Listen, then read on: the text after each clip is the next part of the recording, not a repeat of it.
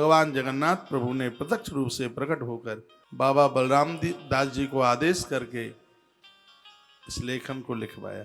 बलराम दास जी की रामायण का पाठ घर घर में उस समय होने लगा था।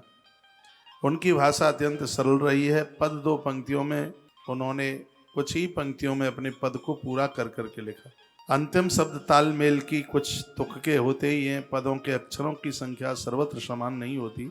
फिर भी उड़ीसा के वैष्णव धर्म के विष्णु मंदिर जगन्नाथ अवतारी उनको ही राम समझ करके इन्होंने इस रामायण को लिखा। कृष्ण आदि अवतार के रूप में भी भगवान जगन्नाथ को जाना ही जाता है। इस धर्म में इनके ये बड़े आराध्य देव रहे हैं। भगवान जगन्नाथ उनके परम ये भक्त रहे। जगन्नाथ में से ब्रह्मत्व को दर्शित करते हुए उन्होंने रामायण को लिखा। जगन्नाथ जी को बलराम दास ने सर्वव्यापी सर्वशक्तिमान तथा समस्त अवतारों का जन्मदाता रूप समझा। वो कहते हैं कि जितने भी अवतार हुए हैं वो सब जगन्नाथ भगवान के, ये उन्हें हमेशा बड़े भाव से जगन्नाथ ही कहते थे। जगतनाथ जगन्नाथ, जो संपूर्ण धरती का नाथ है, स्वामी है, उनका नाम जगन्नाथ है। सर्वदा नीलाद्रे स्थिति ही एतु सकल जात होंती, समस्त अवतार मान जात होइडे पसे पुड़। उड़िया का शब्द है, यानी इसका अर्थ है कि जगन्नाथ को सर्वव्यापी सर्वशक्तिमान नीलगिरी पर्वत पर विराजित ऐसे प्रभु को सर्वशक्तिमान महात्मा बाबा बलराम दास जी ने समझा, बड़ा प्रचार किया। इन्होंने अपना पूरा जीवन पुरी में निकाल दिया। एक दिन इन्होंने मंदिर में भगवान जगन्नाथ के साथ माता लक्ष्मी का दर्शन किया। ये प्रत्यक्ष घटना है।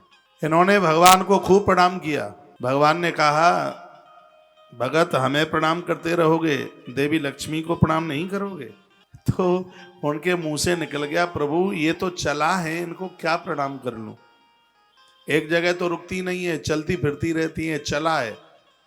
लक्ष्मी माँ को इतना बुरा लगा और लक्ष्मी माँ ने उसी समय इनको श्राप दे दिया और कहा कि जीवन भर तुम पुरी में रहोगे, लेकिन जिंदगी के अंत में तुमसे जगन्नाथपुरी छूट जाएगी और कुएं में तुम गिर जाओगे और तुम अंधे हो जाओगे। ये माँ लक्ष्मी ने श्राप दे दिया। ये कथाएं बहुत कुछ बताती हैं। राम को पूजते हो, जानकी माई को पूजिए।